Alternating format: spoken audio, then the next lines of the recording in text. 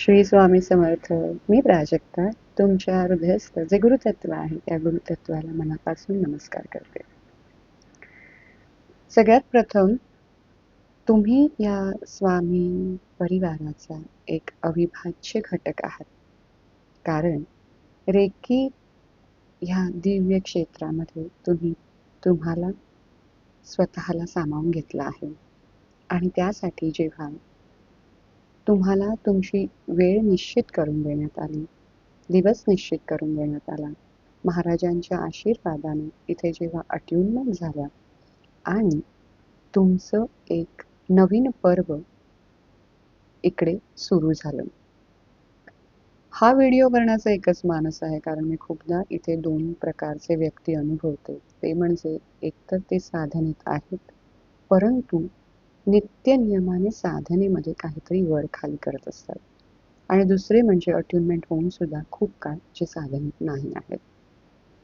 कसं असतं ना, की आपलं जे काही पुण्य प्रारब्ध आहे आणि त्याच्यामुळेच आपल्याला हा डिव्हाइन कॉल येतो, अट्युनमेंट होते आणि तुम्ही इथे रेकीचा प्रवास सुरू करता स्वामींच्या कृपा आशीर्वादाने. आपलं स्वयंभू स्थान आहे चिपळूणचं दहिवली, जिथे महाराजांनी आपल्याला आशीर्वाद रूपी काही गोष्टी दिलेल्या आहेत. त्याचं दर्शनही सुद्धा तुम्ही जाऊन घेत असता. अशा वेळेला जेव्हा आपण ह्या परमतत्वाशी जुळले जातो, तेव्हा गोष्ट साधी नसते. नाहीतर प्रत्येक जण इथे अशा प्रकाराने जुळला गेला असता. तुमच्याच घरामध्ये कितीतरी सदस्य असले तरी तुम्ही एखादेच का सिलेक्ट होता? का तुम्हाला वाटतं की आपल्याला ही गोष्ट करायला पाहिजे? कारण हे जे बीज आहे, हे जी इच्छा आहे निर्माण होते आतून, की मला माझ्यामध्ये काहीतरी वेगळं आहे आणि त्या गोष्टीला आता मला एक कृतकृत्य करायचं आहे. मला स्वतःला आता एक वेगळं जस्टिस देण्याची ही वेळ आहे. आणि तेव्हाच तुम्ही इकडे येता आणि स्वतःला अपलिफ्ट करण्याचा मार्ग मोकळा करू पाहता. अशा वेळेला जर का अट्युनमेंट झाली, महाराजांचा जो दिव्य प्रकाश, जो सकाश, आशीर्वाद रूपी बीज आपल्याला आतमध्ये पाहायला मिळालं, आपल्या आतमध्ये रोवलं गेलं, परंतु त्यावरती नित्य नियमाने साधने रूपी खतपाणी जर का घातलंच गेलं नाही, तर ते फलित कसं होणार? ह्यासाठी आपल्याला नेहमी नियम स्वतःला लावता आले पाहिजे. कसं असतं, की एक विशिष्ट वेळ बांधून ठेवली आणि ती पहाटेची वेळ असेल तर सर्वोत्तम असते. एक विशिष्ट जागा जी स्वच्छ आहे, जी स्वच्छ पुसून अगदी छान सुगंधित अत्तर लावला आहे, त्या जमिनीला सुद्धा आपण स्वच्छ वस्त्र परिधान केले आहे, आपण सुशीर्भूत झालो आहे. अगदी पहाटेची वेळ असते, 4 वाजता वगैरे आपण साधनेला बसत असतो. अशा वेळेला तुम्ही लगेच अंघोळ करून बसला नाहीत तरीही चालतं. परंतु जे काही आपलं सकाळचं शौचकर्म आहे, आपण तोंड धुणं आहे, या सगळ्या गोष्टी करून एक स्वच्छ कपडे घालून निदान आपण साधनेला बसू शकतो. साधनेमध्ये पहिला 21 दिवसाचा काळ जो असतो, त्यामध्ये आपण स्वतःलाच एक विशिष्ट प्रकाराने चेकिंग करत असतो, की आपण इतका वेळ बसतोय आता. म्हणजे जिथे 10 मिनिटं सुद्धा आपल्याला बसणं स्वतः सोबत हे अवघड होतं, तिथे ह्या 21 दिवसाच्या काळामध्ये आपण साधारणतः सव्वा तास, दीड तास हे एका ठिकाणी बसू शकत असतो. आणि हीच म्हणजे आपण म्हणू की ह्या स्वामी परिवाराची एक अतिशय आशीर्वाद मिळालेली गोष्ट आपल्याला आहे, म्हणून आपण ही ओढ निर्माण करतो स्वतःमध्ये आणि तिथे बसतो. ह्यामध्ये बसणारा एक वर्ग आहे आणि ज्याला स्वतःचे काही कर्मजन्य भोग असतील आणि त्याच्यामुळे अट्युनमेंट होऊन सुद्धा न करणं हे जास्त हळूहळू रुचायला लागतं आणि ती व्यक्ती पुन्हा या परिवारापासून दूर व्हायला लागते. कसं असतं, की एखादी गोष्ट मिळाली आणि ती गोष्ट जर का तुम्ही सांभाळली नाही, तर ती गोष्ट कधी तुमच्याकडून निसटून जाईल हे तुम्हाला कळणार सुद्धा नाही. म्हणून इथे करणं आलं, स्वतःसोबत बसणं आलं आणि साधनेमध्ये जेव्हा आपण पहिले 21 दिवस ज्या काही गोष्टी तुम्हाला नमूद केल्या आहेत, त्यातून जसं-जसं तुम्ही अपलिफ्ट होता ना, तुम्हाला एक वेगळ्या गोष्टींची जाणीव, स्पंदनं, हातातल्या ऊर्जा, तुमची स्वतःची कनेक्टिव्हिटी ही तुम्हाला जाणवते. आणि ह्या जाणीवेसाठी आपल्याला त्यामध्ये सातत्य हवं असतं. हे सातत्य तुम्ही जर का ठेवलं नाही, तर इतकी सुंदर, इतकी दैवी गोष्ट जी तुम्हाला मिळाली आहे, त्या गोष्टीपासून तुम्ही पुन्हा दूर लोटले जाता. आणि मला कदापिही अशी इच्छा नाही, की आपल्या स्वामी परिवारामध्ये जे कोणी महाराजांच्या कृपेने, आशीर्वादाने इथे जॉइन झालेले असतात, ते फक्त स्वतःच्या आळसापोटी किंवा स्वतःचीच काही स्वतःला काही नियम न लावल्यामुळे म्हणजे अवेळी अ, झोपल्यामुळे, अवेळी उठल्यामुळे किंवा अशा काही वाईट विचारांच्या लोकांच्या संगतीत राहिल्यामुळे आणि सर्वात महत्त्वाचं म्हणजे 100 गोष्टी इथे-तिथे तुम्ही ऐकत राहता, वाचत राहता आणि मग संभ्रमात पडता आणि मग योग्य काय आहे ते हातामध्ये राहत नाही आणि मग ते निसटून जातं, तुम्हाला कळत नाही. खूप कन्फ्युजन क्रिएट होतं आणि खूप काळानंतर पुन्हा कधीतरी तुम्हाला जेव्हा रिअलाईज होतं, की आता काही वर्कआउट होत नाहीये, काही गोष्टी मला समजत नाही, तेव्हा पुन्हा तुम्ही टर्न अप होत असतात. अशा वेळेला हे जो काही केओस तुम्ही तुमचाच निर्माण करता, तो खरंच करण्याची गरज नसते. हा तुमचा अनाठायी हट्ट आपण म्हणू, की जो तुम्हाला तुमच्याच अपलिफ्टमेंट पासून दूर करत असतो. म्हणून माझी एक अतिशय कळकळीची विनंती आहे आपल्या स्वामी परिवारासाठी, की प्लीज तुम्ही जे काही अट्युनमेंट झाल्यानंतर आता इथे बांधले गेले आहात, त्यांनी साधनेमधलं सातत्य कधी सोडू नका. पुन्हा कसं असतं ना, की मी सांगतेय म्हणून करणं आणि तुम्हाला आतून वाटणं, ह्यामध्ये सुद्धा खूप डिफरन्स असतो. साधारणतः 1-1.25 तास जी 21 दिवसाची तुमची जर्नी होते, त्याच्यामध्ये खूप जणांना वाटतं आता मी 21 दिवस केलं बास झालं. आता मला सगळं मिळालं. त्या 21 दिवसामध्ये तुम्हाला खूप छान-छान काही गोष्टी येतात आणि सहज तुमचं एखाद्या वेगळ्या प्रकारचं टेस्टिंग सुरू होतं आणि अलगद तुम्हाला कळणारही नाही, अशा प्रकारे तुम्ही पुन्हा साधनेतनं बाजूला होता, दूर होता आणि पुन्हा तुमचं नित्य नियम जे काही तुम्ही आखलेलं असतं त्यामध्ये तुम्हीच बाधा निर्माण करता, अडचण निर्माण करता आणि ह्या साधनेपासून नित्य नियम जे लावलेले आहेत महाराजांच्या सेवेचे त्यापासून तुम्ही पुन्हा दूर होता. अशा वेळेला काय होतं, हा एक प्रकारचा पेपर आहे तुमच्यासाठी, की इथे टेस्ट केली जाते, की ही व्यक्ती काही गोष्टी वर खाली झाल्या आहेत, तरी सुद्धा नित्य नियम ठेवत आहे की नाही, स्वतःच्या जडणघडणीवरती विचार करत आहे की नाही, त्याला प्राधान्य देत आहे की नाही, या सगळ्या गोष्टी कटाक्षाने इथे पाहिल्या जातात. आणि ह्या पेपरमध्ये जर का तुम्ही फेल झालात, तर तुम्ही उचलून पुन्हा फेकले जाता. काही काळानंतर पुन्हा जो मगाशी म्हटल्याप्रमाणे केओस तयार झाला आणि मग तुम्हाला वाटलं, की नाही आता पुन्हा मला अ, मागे जसं मी खूप सुंदर काही अनुभवलं होतं, मला तसंच अनुभवायचं आहे. मला पुन्हा त्याच गोष्टी एक्सेस करायच्या आहेत. तर तुम्हाला पुन्हा माझी आठवण येते आणि मग पुन्हा तुम्ही मेसेज करता, की आम्हाला सुरू करायचं आहे आता पुन्हा आमची रेकी प्रॅक्टिस. एक तर सगळ्यात महत्त्वाचं म्हणजे स्टार्टिंगला तुम्ही प्रॅक्टिस म्हणून इथे येता. पण ही प्रॅक्टिस नाही, ही साधना आहे, ही सेवा आहे आणि आपल्याला इथे घडायचं असतं आणि स्वतःवरती काम करायचं असतं. हे मी कायम सांगत आले. आणि हे स्वतःवरती काम करणं कसं असतं, ते सहजच असतं. ते सोपं आहे. त्याला खूप काही वेगळी वलयं लावून कॉम्प्लिकेटेड करू नका. कारण काय असतं, की अनुसंधान जर का एखाद्या गोष्टीचं असेल, म्हणजे मी सकाळी 1 तास ही गोष्ट केली, साधनेत राहिले आणि 1 तासानंतर मी माझ्या स्वतंत्र कामासाठी निघाले. मग मात्र मी त्याचा लूपच सोडला. जे सकाळी मी केलं, त्या गोष्टीचा पूर्णतः लूप सोडून मी माझीच उठले आणि माझ्या कामाला निघून गेले, तर ती कनेक्टिव्हिटी तुम्ही ठेवत नाही.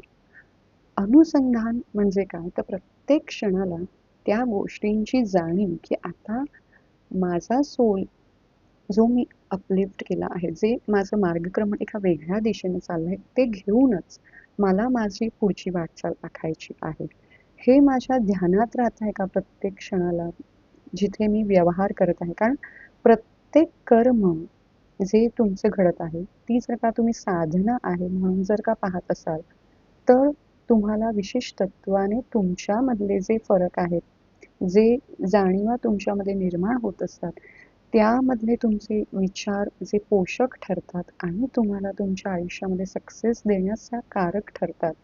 या गोष्टी तुम्हाला जवळून पाहता येतील. अदरवाईज तुमच्या गोष्टी समोर असून सुद्धा काही स्किप होतं आणि मग तुम्हाला असं वाटतं, की अरे माझ्या हातातोंडाशी आलेला घास का निसटून गेला? कारण तुम्ही तुमचं अनुसंधान ठेवलं नव्हतं. तसं नामस्मरण सुद्धा आहे. नामस्मरणामध्ये सुद्धा मी नेहमीच म्हणते, की तुम्ही 8 वाजताचं नामस्मरण हे आपला एकत्रित यज्ञ म्हणूनच दिला आहे. तो महायज्ञ ठरत असतो. परंतु 8 वाजताच मी 5 मिनिटं नामस्मरण केलं, आता बास झालं, हा महायज्ञ झाला. आता पुरेसं आहे दिवसभरापुरतं. असं होत नाही. आपल्याला नामामध्ये सुद्धा अनुसंधान राखणं गरजेचं आहे. आता नामस्मरणच म्हणून म्हटलेलं आहे, कारण तुम्ही फक्त नाम घेता आणि महाराजांचं स्मरणच होत नाही. तुम्ही महाराजांच्या तसबिरीचा विचारच करत नाहीयेत. म्हणजे एक पहिली आपल्याला कनेक्टिव्हिटी निर्माण करण्यासाठी आपल्याला काहीतरी सगुण स्वरूपात समोर पाहायचंय. म्हणून आपण एखादा फोटो पाहतो आहे. आपण महाराजांचं मोबाईलवरती समजा तुम्ही स्क्रीन सेव्हर ठेवलाय, काही जे तुमच्या समोर आहे सारखं, ते पाहता. तर ते स्मरण राहतं. ती गोष्ट तुम्हाला सारखी दिसत राहते आणि तुम्ही त्याच्याशी कनेक्ट होता, जुळता आणि मग तुमचं नाम आहे ते स्मरण होऊन तुम्ही एक विशिष्ट प्रकाराने नामस्मरण करता आणि त्याचा तुम्हाला तुमच्या आयुष्यामध्ये खूप वेगळ्या प्रकाराने शक्ती, अनुभूती देण्यास तुम्ही स्वतःलाच मदत करत असता. कारण गोष्टीमध्ये सातत्य नसेल, तर त्या गोष्टीचा रिझल्ट कधीच येत नाही. हे सगळ्यासाठीच आहे. हे नात्यांच्या बाबतीत आहे, हे आपल्या कर्माच्या बाबतीत आहे, हे आपल्या व्यवहाराच्या बाबतीत आहे. आपण प्रत्येक ठिकाणी त्या गोष्टीची कनेक्टिव्हिटी नसेल, तर हातातून गोष्टी कधी निसटतात ह्या आपल्याला कळत नाही आणि मग आपल्याला दुःख होतं, की अरे म्हणजे एवढं सुंदर होतं, सगळं छान चालू होतं, पण असं अचानक काय झालं? म्हणून सारखं मी जे कोणी आपल्याशी जुळलेले आहेत, जे WhatsApp कम्युनिटीवरती असतात, तिथे सुद्धा जे मेसेज ठेवत असते प्रत्येकाचे, जो नित्य नियमाने या साधनेमध्ये आहे. तर ते अनुभव जेव्हा तुम्ही काही वाचता, स्वतःला असं अनुभव येत नाही म्हणून पुन्हा डिमोटिवेट होऊ नका. ह्या अनुभवाच्या गोष्टी नाहीत, ह्या स्वतःच्या फिलिंग्स स्वतः आतून जाणून घेण्याच्या गोष्टी असतात. तुम्हाला मोटिवेट करण्यासाठी काही गोष्टी समोर आणून ठेवल्या जातात. त्याचं प्रयोजन एवढंच असतं, की मला इथे नित्यनियम लावता आला पाहिजे. दुसरी महत्त्वाची गोष्ट, जेव्हा तुम्ही इथे स्वामींच्या आशीर्वादामुळे इकडे जुळले जाता, इथे रेकी साधनेमध्ये असता, आपल्या घरातल्यांना ह्या गोष्टी नेहमी सांगा. कारण खूप जण घरात लपवून काहीतरी ह्या गोष्टींमध्ये येतात. तर आपण इथे काहीच वाईट काम करत नाही. आपण इथे स्वामी सेवा करण्याचा मानस ठेवत असतो. स्वतःमध्ये एक चांगला व्यक्ती आपल्याला घडायचा आहे. आपल्याला आयुष्यामध्ये जन्म आपला इथे झाला आहे मनुष्य योनीमध्ये, म्हणून काहीतरी विशिष्ट करायचं आहे. या हेतूने आपण इथे एकत्र जमलेलो असतो आणि अशा वेळेला मी काहीच वाईट करत नाही, तर मला हे माझ्या घरच्यांपासून लपवायची काहीही गरज नाही. त्यामुळे तुम्ही तुमच्या घरातल्यांना नक्की अवेअरनेसमध्ये ठेवा, की तुम्ही हो, मी रेकी साधना करत आहे. आणि त्यांना जरूर आपल्या जे चॅनलवरती व्हिडिओज आहेत, जे Instagram आहे सेकंड कॉस्मिक एनर्जी, महाराजांच्या कृपेने सगळं काही घडलेलं आहे.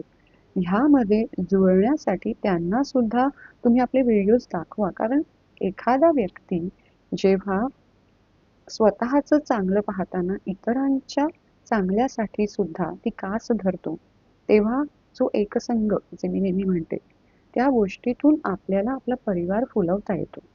इथे फक्त मी माझं करतो आणि मोकळं होतं असं काही करायचं नाही. आपल्याला एकत्रितरित्या परिणाम पाहायचा आहे. कारण ऊर्जा ह्या एकत्रितरित्या जेव्हा ॲम्प्लिफाय होतात ना, तेव्हा त्याचे जे काही दिव्य तरंग आहेत, ते आपल्या सर्वांना भरपूर आशीर्वाद महाराजांचा देऊन जाणार आहेत. कारण ते चराचरामध्ये आहेत. फक्त जसं फॅन मला वरती दिसतो आहे, पण मी जोपर्यंत त्याची कळ दाबत नाही, त्याचं बटनच दाबत नाही, तोपर्यंत तो फॅन चालणारच नाही. म्हणजे तो तिथे असून सुद्धा त्याचा वारा काही मला मिळणार नाही जोपर्यंत मी ते बटन प्रेस करत नाही. अगदी तसंच सगळ्या गोष्टी मला दिल्या आहेत, पण जोपर्यंत मी त्याच्यावरती कामच करत नाही, तोपर्यंत त्या गोष्टींचे अनुभव कसे येणार? आपल्याला आपला ऑरा डेव्हलप करायचा असतो. आपल्याला सातत्याने जे कोणी व्यक्ती समोर येत जात असतात, प्रत्येक गोष्टींमध्ये आपण त्यांच्याशी डील करत असतो, त्यातून स्वतःचा ऑरा सक्षम ठेवणं आणि आपल्या पॉझिटिव्हिटी समोरच्यापर्यंत देणं, हे आपल्याला गरजेचं असतं. आणि यासाठी तुमची निवड झाली आहे, तर तुम्ही स्वतःला खूप प्राऊड फील केलं पाहिजे, की येस, आता माझी अट्युनमेंट झाली आहे. मला ह्याच्यातून इतर सगळ्या गोष्टींना खूप सुंदर असे मार्ग आखायला इथे ह्या साधनेच्या स्वरूपामध्ये ज्या गोष्टी घडत असतात, त्या मी नित्यनियमाने करून पुढे जाणार आहे.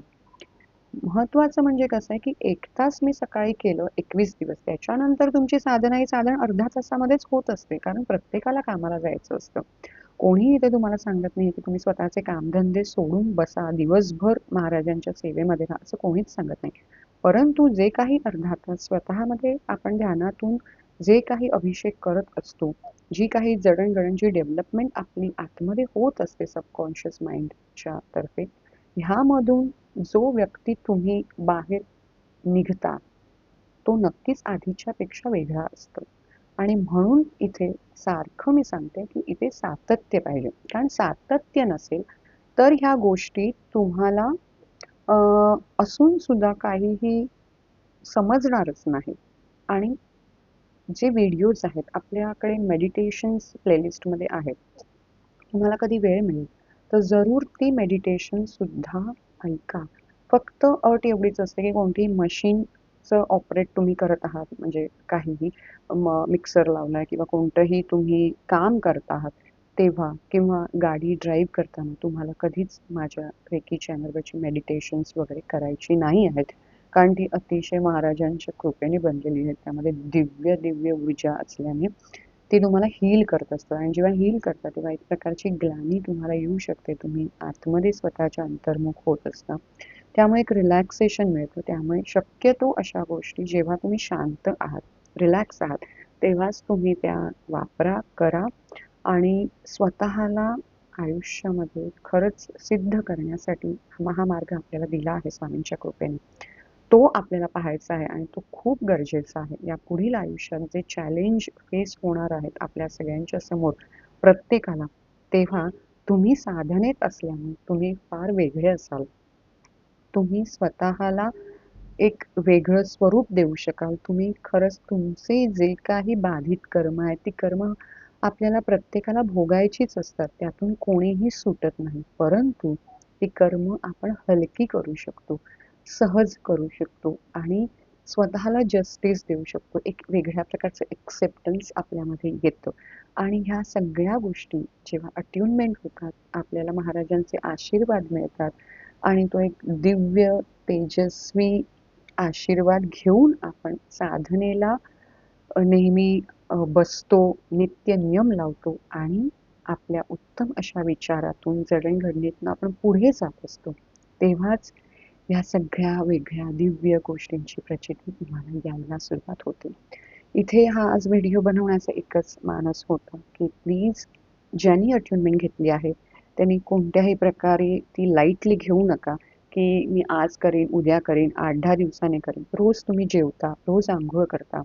तुम्ही नित्य नियम लावा. ज्याप्रमाणे मी बाकीची माझी नित्यकर्म करत आहे, त्याचप्रमाणे मला साधनेत राहणं हे माझं एक सगळ्यात टॉपमोस्ट प्रायोरिटी आहे.